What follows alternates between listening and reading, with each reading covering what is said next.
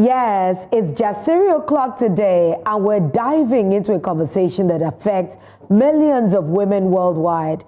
And it feels as if it still doesn't get enough attention. And that is Polycystic Ovary Syndrome, otherwise known as PCOS. It's one of the leading causes of infertility, yet many women are undiagnosed or untreated. Dr. Abayomi Ajayi, one of Nigeria's leading fertility experts, will be joining us shortly. But first, there's been a major update in a story that stirred social media a few months ago. In June, a video went viral of Pastor Paul Adefarasin holding what appeared to be a gun. Again, I said in quotations, appeared to be a gun in a moving vehicle, and Nigerians reacted fast. He eventually turned himself in, those are the words of the police, to the police and issued a cautionary statement to them, which then the police said they would investigate. Now, on Wednesday, the Lagos State Police says it has completed its investigation and cleared the pastor of wrongdoing. According to the police, they examined the video and found that the item he held was a stun gun, not a lethal firearm. So, his case has been discontinued due to insufficient evidence. This stance marks a turn from June, when the State Commissioner of Police, Olohundare Jima, had said that pointing a stun gun at someone constituted a criminal offense under Nigerian law. He was speaking in a TV interview at the time, and Jima noted that stun guns fall under prohibited riot control equipment and warned that using them to instill fear could amount to an offense. So, you can trust that Nigerians had a lot to say. Let's take a look at their reactions. Una don't hear a stun gun is not a lethal weapon and firearm, says the Lagos State Police Command. Nigerians, we no need license to carry stun gun. I love it. So, when a user asked Grok on social media, poor man feet carry stun gun for Nigeria, and Grok answered, again, I think, is Grok speaking pidgin? Yes, he is. Yes, poor man feet carry stun gun for Nigeria as no specific law ban am under Firearms Act. But police, they see him as prohibited sometimes, especially if it cause fear on a public place. For pastor case, then drop investigation. It depends on intent. Better consult lawyer for your case. But your CP said it is a criminal offense to point a stun gun at someone. Does it mean that a very senior police officer does not know his job? You guys should just continue. No wahala. When this house comes crumbling down, it will crumble on all of us. Yep. Ladies and gentlemen, without deliberations, consultation, and/or approval, the Lagos Police just announced that it is legal to carry a stun gun. Nobody will stop you or harass you if you do. We all can get a stun gun now, aka at Paul Adefarasin's Sword of the Spirit. Selah. You have fudged this. A stun gun is an offensive weapon which comes within the meaning of any article made or adapted for causing injury to the person. Please read Section 11 of the Robbery and Firearms Prohibition Act and 403B of the Criminal Code. Okay. Thank you, the Nigerian Police Force, for empowering us Nigerians from using a stun gun to protecting our lives in Nigeria. May God bless the leadership of the police and the Lagos State Police and the Lagos State government. With plenty emojis. So there were a lot of, and there was one I sent that I really wanted us to look at. There were a lot of feedback.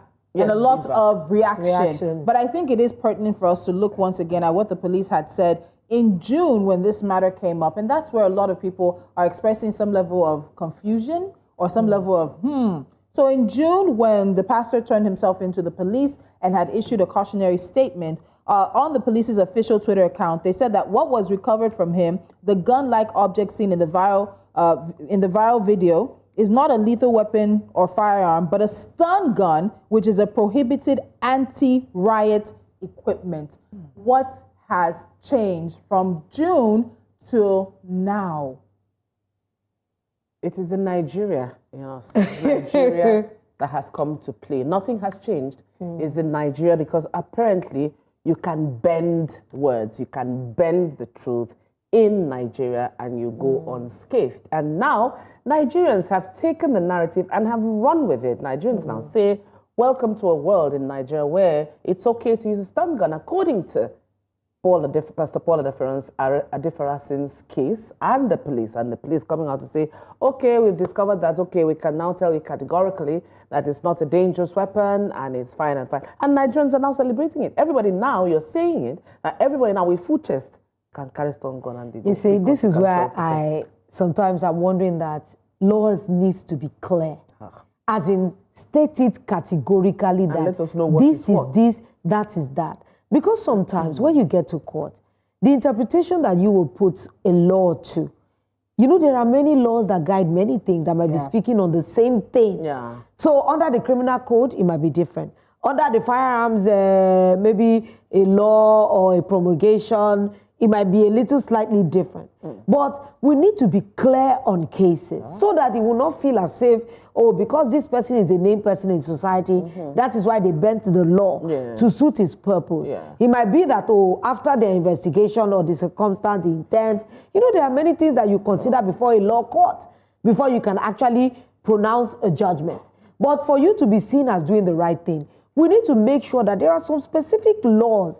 If the CP of police can come out and say, oh, this is what a particular law says, and this is what this says, it would be wrong for them to release someone and incarcerate another. So on the same thing. So I want to ask you a question on that, because one of the comments I wish we had taken came from Kelly Tolulokwe and said, we will all proceed to carry stun guns for personal protection going forward. That's it. At Lagos Police NG and Pastor Paul's case will be a legal reference for stun gun ownership. The law is the same for everybody. So I want to ask, and I think I'll have to throw this to Barrister Laboris probably when we're done. The CP's comments on that show, are they good enough to be a defense for somebody who may be arrested with a stun gun?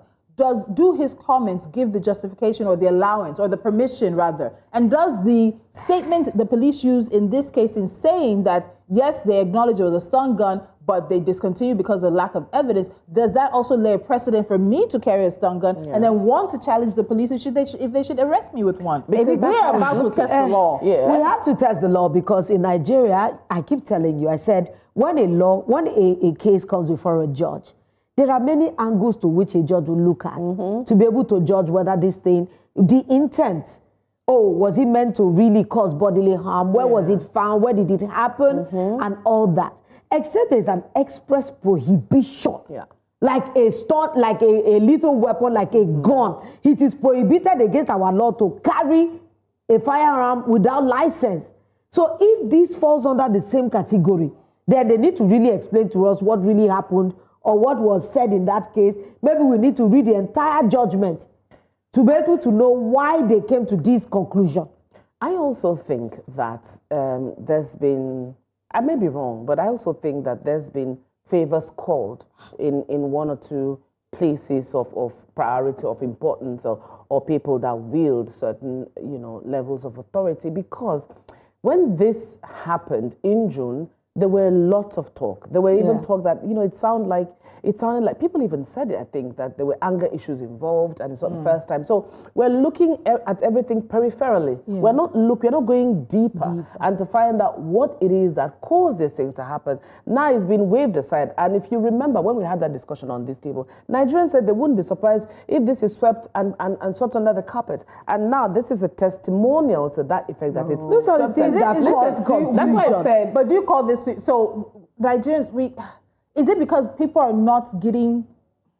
So people already anticipated that somehow he will be cleared. Yes. But the police are saying that they've cleared him and this is their reason. And sometimes, even when they are right, because it's not the answer, or it's not the end result we want, you can't just accept it. Yeah, because they have to come out and state categorically that, this stun gun, the law that the CP quoted, that, this falls under prohibited firearms and weapons. We need to read that completely. No, we have it. I don't know if our team has it. Does he have exceptions? We need to see the entire judgment of the court because to be able to know. Reactions, sometimes because they said they exonerated you, every judge would adduce reasons.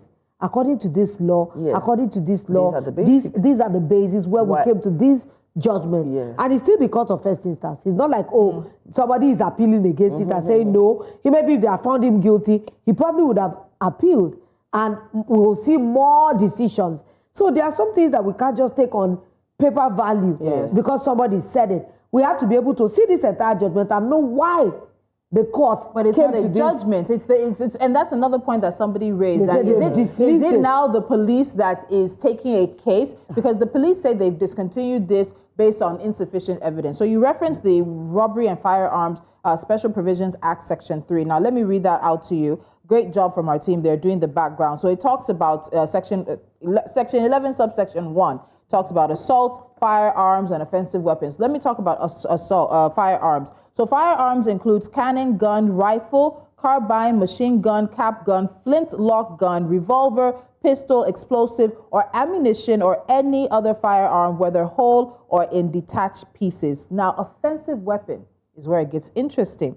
Offensive weapon means any article, in parentheses, apart from a firearm, made or adapted for use for causing injury to the person or intended by the person having it for such use by him. And it includes an air gun, air pistol, bow, and a towel, I think, spear, cutlass, marcher, dagger, a cudgel, or any piece of wood, metal, glass, or stone capable of being used as an offensive weapon. Lolo, please break that down. What are we saying? Exactly. I want to be looking, you know, they made provision, but there was no, There's no direct word that says like stun gun. You see, these are what I tell you. I said, the ambiguity of law, it can be confusing to a lot of people. But because of all these lacunas where there are no express provisions, So but does it have to go around interpretation? Because that's why I tell you it can be intent, you can judge why, so when. That's why I would say offensive weapon, a stun gun will fall under here because it is intended for use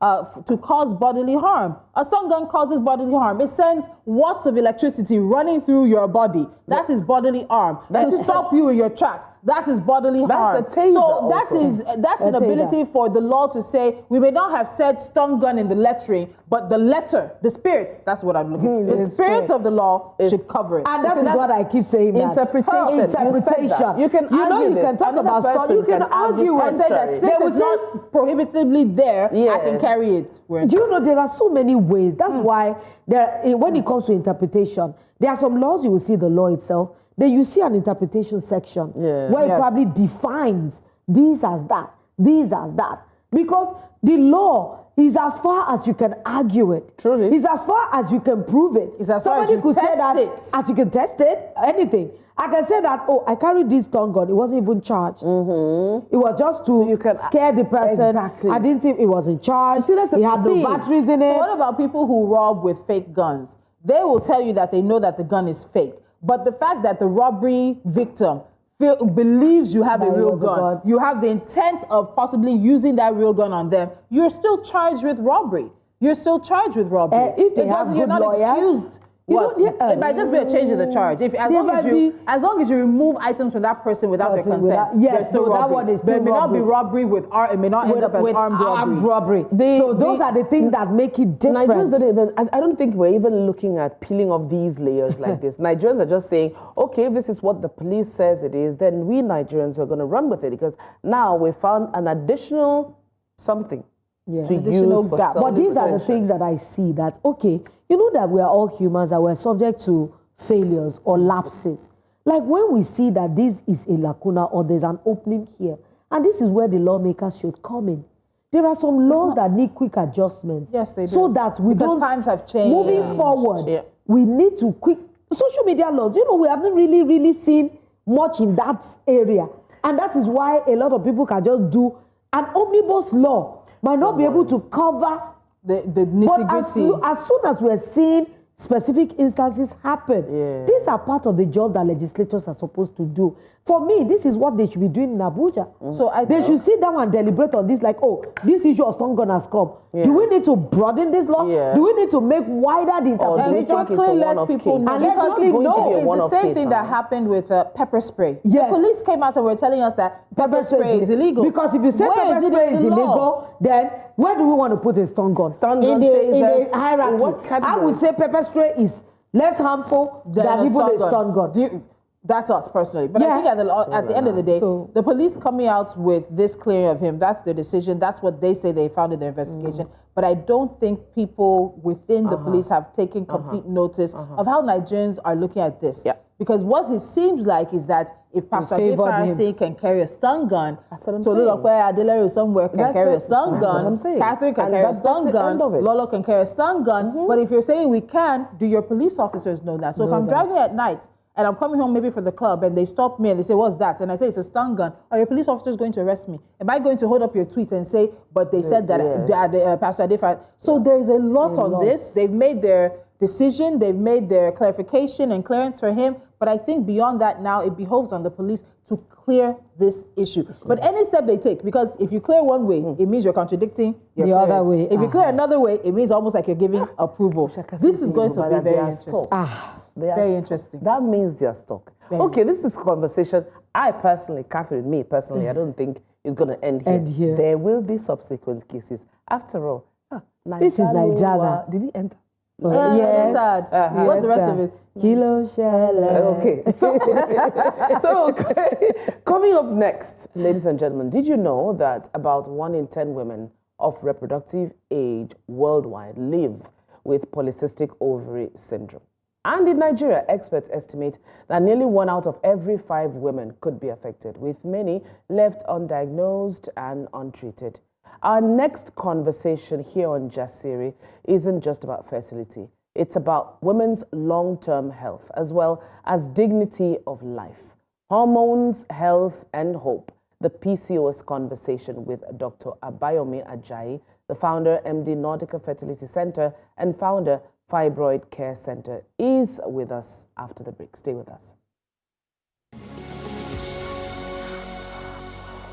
Welcome back to Jasiri on News Central. Today, we're shining a light on an issue that affects millions of women, yet is still wrapped in silence, stigma, and far too much misunderstanding.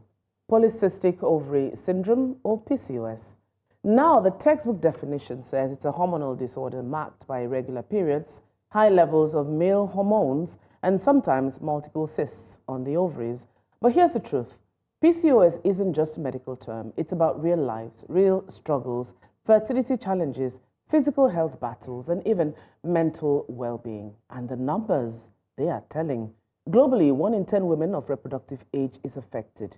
Right here in Nigeria, according to the Tropical Journals of Obstetrics and Gynecology, in Kano, about 6.2% of women aged 18 to 45 at gynecology clinics had PCOS. In Enugu fertility clinics, that figure jumps to 18.1%. In Ilorin, among over 600 infertile women studied, 12.2% were diagnosed with PCOS. And it gets even deeper. Specialists estimate that 10 to 15% of Nigerian women of reproductive age may have PCOS. But here's the real shocker. 50 to 70% remain undiagnosed. Why? Because symptoms are brushed aside, confused with other conditions, or diagnosis depends only on ultrasound. What does this mean? Thousands, if not hundreds of thousands, if not millions of Nigerian women could be living with irregular periods, sudden weight changes, acne, fertility struggles, and not even know what's happening to their bodies. That's why today's conversation matters. We're here to break the myths, lay out the facts, and spotlight the hope that comes with proper diagnosis and management. And to help us do that, we're joined by a leading voice in women's health, Dr. Abayomi Ajayi. He's the founder and managing director of Nordica Fertility Center. He's been on the front lines of raising awareness about reproductive health and PCOS, and in Nigeria as well. He's also the founder of the Fibroid Care Center. Dr. Ajayi, welcome back. Thank you so very much. We missed you. Yes. We've been chasing you. I miss you guys too. We missed you. And very happy I think to one have thing you. we might need to do is just have a regular session with you. Either it's once or twice a month, and we focus on women's health. There are too Many issues. 50 to 70% of women with PCOS undiagnosed. Not Nigeria alone, it's worldwide. Worldwide.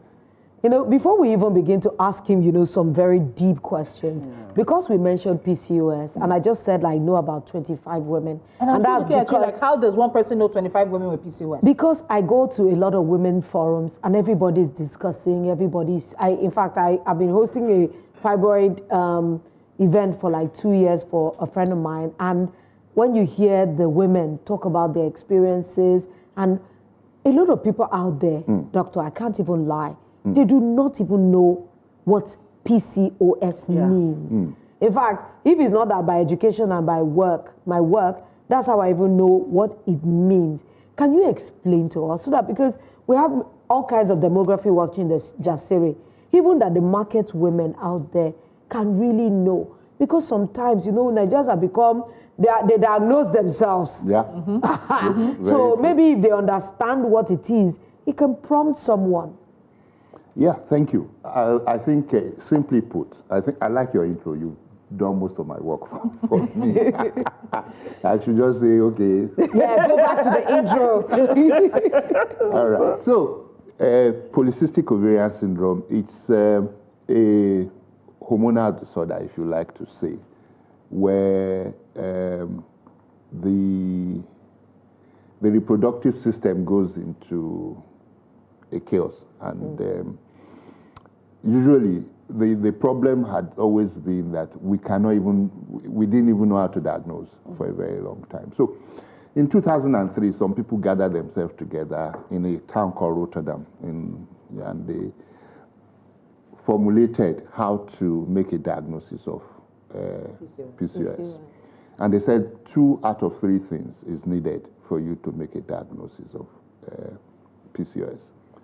One, the one you mentioned, irregular or absent menses. Some people, like you said, if you don't menstruate up to 9 times in a year, you have irregular menses. Okay. Now, the second thing is that they also saw that from your intro, they have a lot of male hormones. Yeah. Testosterone? Yes, broken down into what we call DHT. But okay, now this is the thing. Because of that, they have features of men. Either excessive hair on the face, on the chest, abdomen, or back. All right, just like men do. Yeah. Or the third thing was that you would also see the appearance of polycystic ovaries on the scan. That was how we started. 2 out of these 3 will qualify you to have PCOS. But in 2023, they saw that there was still a lot of problems. And 2023, they tried to modify it a little bit and say, once you see, for example, irregular cycles and these male features, that you don't even need to look for the third one at all, that you can make a diagnosis of. And then also that sometimes there might be no scanning machine, or the person doing the scan does not even know what he's saying. So they substituted for the anti-mullerian hormone, which is what we use for ovarian reserve. Okay. That in such people, the anti-mullerian hormone tends to be very high. That you could, if you see that, you don't even need to do a scan. So trying to simplify how to make this diagnosis. But sometimes, why it remains on diagnosis? Because sometimes it is only the appearance of polycystic ovaries on scan that we hold on to. Why? Because probably, people are doing the most scans. scientific. No, it's not scientific. It's probably scanning now has become regular, commonplace. Okay. Yeah. So, but sometimes the person doing the scan doesn't even understand what he's looking at so much, because there are other things that can look like polycystic ovaries on scan. So that's why sometimes you see a lot of people saying, I have polycystic ovaries, and the only thing they have is this appearance of polycystic ovaries on scan. And don't forget, we said 2 out of 3. So those are some of the things, and some people never even present to the hospital at all. I think that leads us to Catherine's next question. I don't know if we can take a question before the break or after the break. Let's take a short break first so that we don't break the questions. This is Jasiri, and the conversation continues after this break. Stay with us.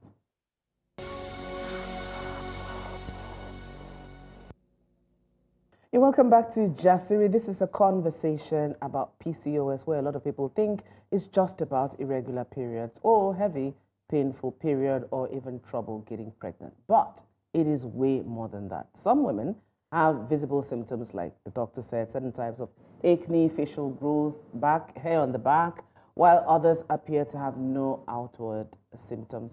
So, Doc, how do these different phases of PCOS affect women generally? And you said, well, when we started talking, we established that between 50 to 70% of women who have PCOS go untreated. So, for those who don't have the symptoms, how do they know? What kind of red flags should we look out for in early days before it gets serious? I don't think there's anybody who does not have symptoms. You can ignore the symptoms. Sorry, doctor. No. Slow down. Hold on. Wait, hold on. What I mean by ignore is that somebody tells you that it's normal. Do you understand? You have irregular, like the person you're talking about, you have irregular periods. It's not normal. It's not normal. But somebody assures you that, you know what? It's just their body. A doctor had told us it's just a body system. And then what happens? I've heard that stress can affect your cycle. It can, but for how long? And that is that is also one of the risk factors for polycystic ovaries. I think we're beginning to get out of No, but unfortunately with women's health, and I think women's systems interconnected. So interconnected and sensitive. Exactly. One small thing, two small things can disrupt so much. Yeah. That's what I really wanted to say, that polycystic ovarian syndrome is not a reproductive problem alone. It's a metabolic problem. It's a psychological problem. Psychological? Yeah. A lot of people have anxiety and depression associated with polycystic ovarian syndrome. What? A lot of people are predisposed to diabetes as a result of polycystic ovarian syndrome. That's so it's more encompassing that the attention that is being, it's not a reproductive thing alone. And that is the only thing that we focus on most of the time. And so that means we're doing a disservice to women by making it sort of like a PCOS and a fertility conversation. It is a disservice because it's even only 70% of women who have PCOS who will have infertility. So the vast majority, the 30% can get pregnant, and they can get pregnant. You know, so we're just scratching it on the surface. So we need to actually have a full discussion on polycystic ovarian syndrome. So let's talk about risk factors. Risk factors, or who is at risk? I don't know which one, whichever works. But who is really at risk? Is this about family history? Is there a genetic link to PCOS? Is it lifestyle choices? Is it weight? Is it something else? Are there factors that make one woman more likely to develop PCOS than another? And when I say develop, can you also develop PCOS later on in life, or does it come about from the beginning in which you enter your reproductive age? Well, you are more born like it, so if I put it that way. But there's some things we call non-modifiable risk factors. That you can't change. You can't change. There's some that are modifiable risk factors. Okay, the non-modifiable, you mentioned family history, ethnicity. Why are black women more likely to have PCOS? Or women of color? We don't even know about that, whether it's women of color, because what we've been able to establish is that people from the Mediterranean, the Southeast Asians are more predisposed. But there's something that tells me that in Nigeria also, there's an ethnic predisposition. But that is yet to be proven. Because we don't have enough studies to show. But even from your intro, if you look at what you read. From Kano. Of course. Yes, if we go back to that. So Kano was 6.2% of women aged 18 to 45. Yes. In Enugu fertility clinics, the figure jumped to 18.1. In Ilorin, it was 12.2% of 600 infertile women studied. Why it is difficult to make that pronouncement is because that is not a community-based study. It's a hospital-based study. It will be interesting. But when you look at the diet, because one of the risk factors is diet. So I'm coming to the modifiable factors, factors. Your lifestyle is a modifiable factor. For example, the kind of food you eat. Okay.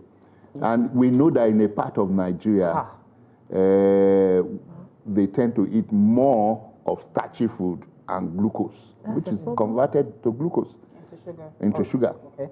So that's one of the things that makes me to think in the back of my mind. Regional that might be factoring. Yes, and that's why that intro is very interesting. When I heard the figures, I thought, this is probably confirming what I have in mind. So, but we're yet to prove that. So the other modifiable factor is obesity, especially obesity in children, prepubertal obesity. But that's a conversation we need That's to come something to. we need to do Because separate. Obesity in children is on the rise On in the Nigeria. rise. And that is one of the risk factors for polycystic ovarian syndrome. So a young girl who's obese before she enters her puberty. reproductive age or puberty. So we have I don't like, see, my head is shooting like this every time, all the conversations. Every time Dr. Ajayi comes, you know, Because I hope my producers are taking notes. we are Obesity in so children. happy because we have an expert who has hands-on knowledge. And I know a lot of mothers, they tend not to really look at their children when they're in their formative years. The kinds of things. Give them a lot of junk. And they just say they're we healthy. were together with our she's friends. gaining weight. All of us are looking at some of the beverages we will no longer give our children. You know, we're comparing notes based on research and everything that we're hearing about. And I know that for the longest time, you just corrected us now that we should separate them. Yeah. Infertility, PCOS, they might have linkages sometimes, but sometimes they are separate things altogether. It's Just much like more. PCOS some other is health issues too are linked to so many things, like diabetes, heart disease, even cancer. Yeah, even cancer. Yes. So I just want to know that what are the long-term risks? Because sometimes they'll say, oh, because it's hormonal, maybe it won't cause some other serious damage. Just stay with But imagine somebody has PCOS and Undiagnosed, undiagnosed, untreated, and it went on for years. Is there any other seriously damaging effect it can have on the health, aside maybe you wreck your... Some women will even say, if it's just about not having periods, I'm okay. I don't want the stress. But are there other things that can develop from there? Many things. Okay, let's look at the reproductive system to start with. We've spoken about infertility. But even when you are pregnant, if you have polycystic ovaries syndrome, you are more predisposed to pregnancy-induced hypertension and diabetes. Preeclampsia? No. Preeclampsia is high blood pressure. High blood pressure. Now, which now Leads is to revolved, hypertension. yeah. So that's for the reproductive system. Now, but even for your metabolic system, you are more predisposed to developing diabetes in later life. You are more predisposed to having heart attacks. You are more predisposed to what we call sleep apnea. Women, sometimes it's sleep apnea. And because, of course, sometimes it's linked with obesity. Yes. But you can see some women are slim, they snore. Yeah, so please sleep up there. Is that like when you snore?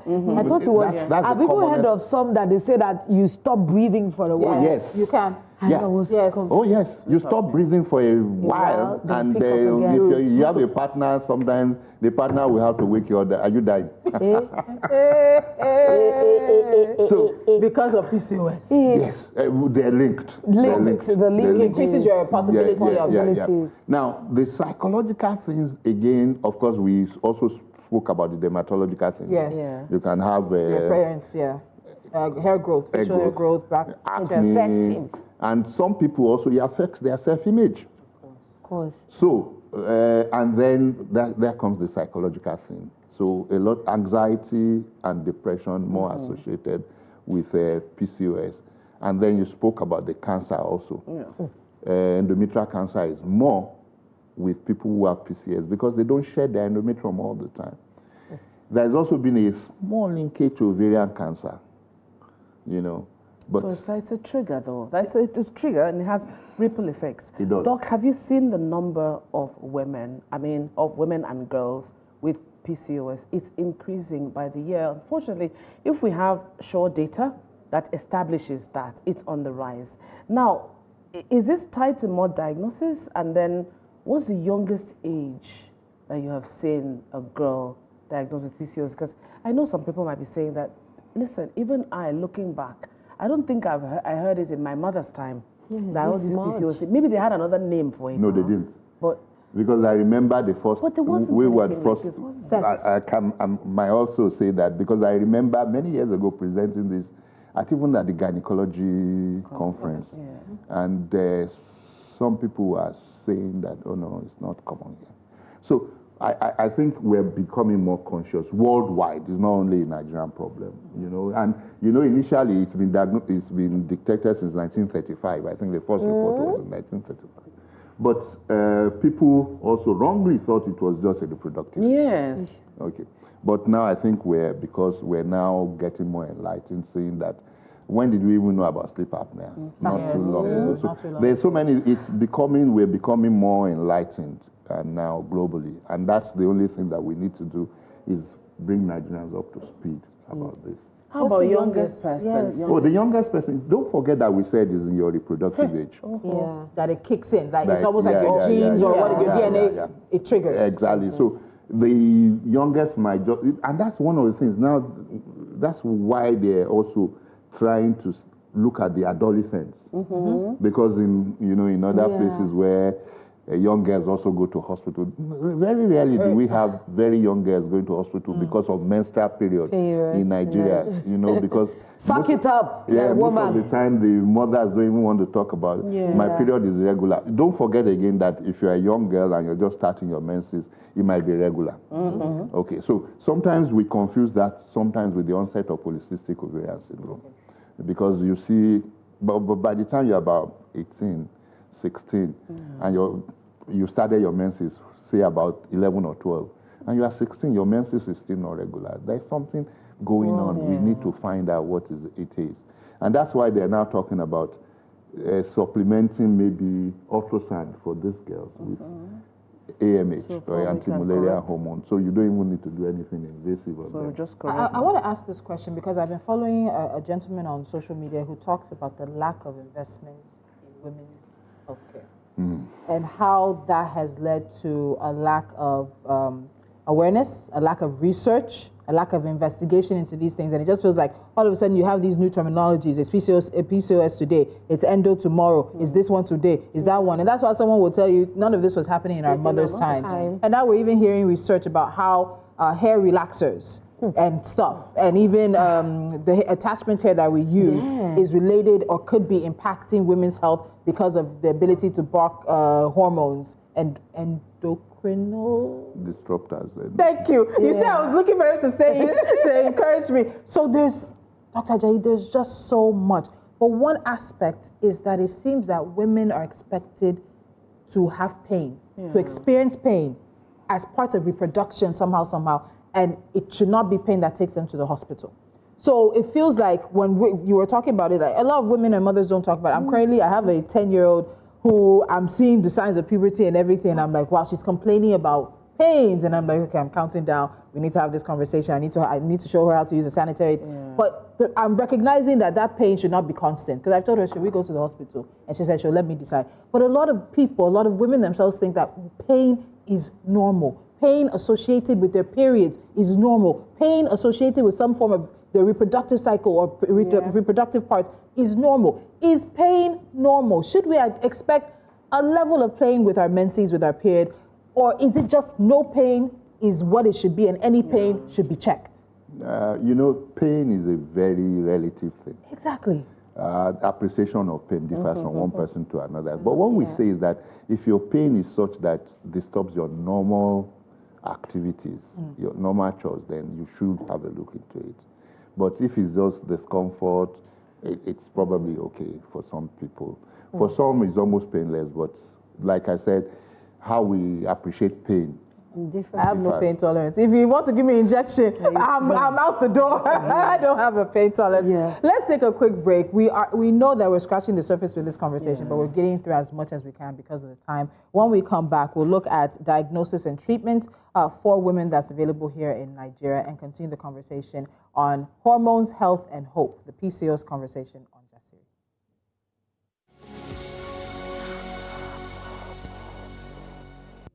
According to the World Health Organization, as we said earlier, PCOS affects 8 to 13% of women of reproductive age worldwide. But here in Nigeria, the numbers hit harder where you can find them.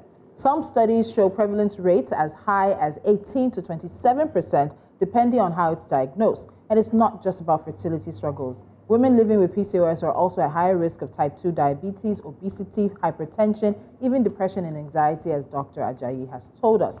There are so many misconceptions about PCOS as well. Some say PCOS is simply about weight gain. Others believe that once you have children, it will magically disappear. And many think that even irregular period automatically means PCOS. And we hope that we've laid some of those misconceptions to rest with the answers that Dr. Ajayi has given us. But Dr. Ajayi, let's look at this.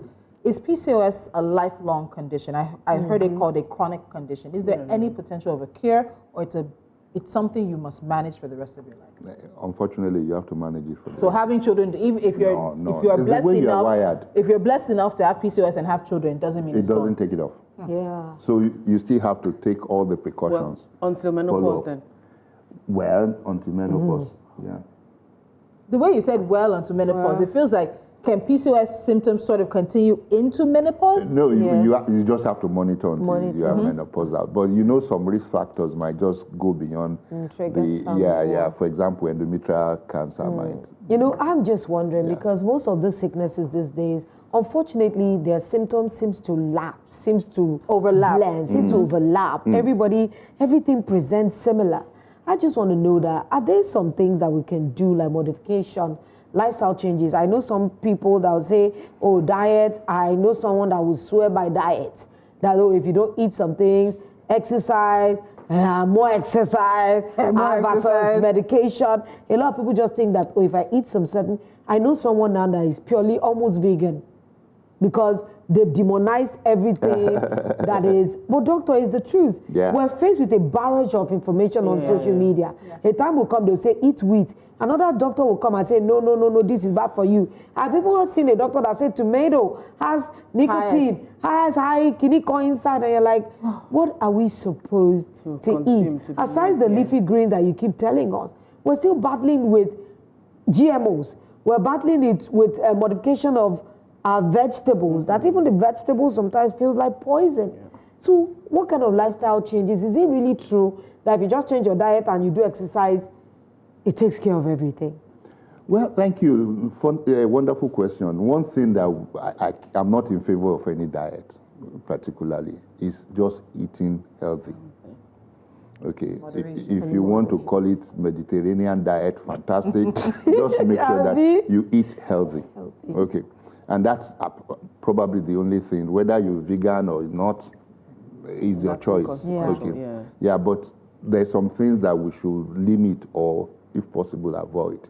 Okay, processed foods, and we all know that too much of red meat is bad for any adult.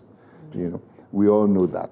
So, but sugar. Because I know there's a sugar conversation.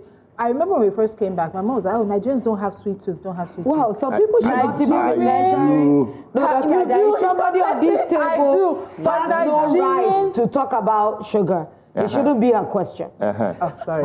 Because she's totally guilty. I know I have a sweet tooth, but I'm surprised at how much sugar Nigerians are consuming. Yeah, because we sometimes don't even know we are eating sugar. No, we don't usually. You see, because our education, when it comes to nutrition, it's very poor. It's lacking. Yeah. So that's why, and unfortunately also, when it comes to nutrition, most of the things that they say is not really evidence-based. It's not evidence-based. So nutrition is a very funny part of things. That's why you hear wheat is good today, tomorrow they say, how many times have we been told that eat like a servant for breakfast? No, eat like a king for breakfast, eat like a pauper for dinner. And then some people will say, they reverse it again and say, no, you eat like it. So it's all over the place. So what I just say is that just make sure that you are eating healthy. And especially when you are an adult age. But of course, we are beginning to see that you build it even from when you are a kid. When you are taking too much and you're obese, some things can also happen that you might not be able to just reverse. Completely reverse. So I think you were asking me the lifestyle that that's really... So diet is number one. There is no two ways about it. So when you say diet, it's not diet, it's what you eat. I wanted doctor to expand a little because I have seen someone who had died off a diet. There are so many fads diets that are out there. I want to know if they're scientific or medical. It's not PCOS related today. No, but Dr. Ajayi is going know people look at the time, Lolo. So let's when he comes, you just don't want him to leave. But he's coming back. Doctor, I'm interested in treatment. Like, so what is accessible for medications to assisted reproduction for women? How can they, what options are truly accessible to women with PCOS? Actually, in PCOS, the first thing is lifestyle. Simple. Whether you are going to do any other thing, the first thing is lifestyle. That's how many percent of that? What does lifestyle play? How many percent does lifestyle? No, because it's the foundation. The first thing that is wrong is that the insulin resistance is the problem, main problem with PCOS. Okay, and with that is associated with how you eat. You know, especially they've seen that the frequency of how you eat also even trumps what you eat. So if you're always eating, you are always secreting insulin. Because insulin is the hormone that drives the sugar that you put into the muscle cells, take it away from the blood. Okay. So, and the more you eat, the more insulin is produced. After a while, you have insulin resistance. So the insulin is there, but it's not doing the work it's supposed to do. So after a while, you have a lot of insulin in your system. So the first thing you must do is diet and exercise. This exercise does not have to be high intense. He-Man. It does not have to be on a You don't have to go to the gym. No, you don't have to be. Because in 2023, that's one of the recommendations that they made, that between 150 to 300 hours of,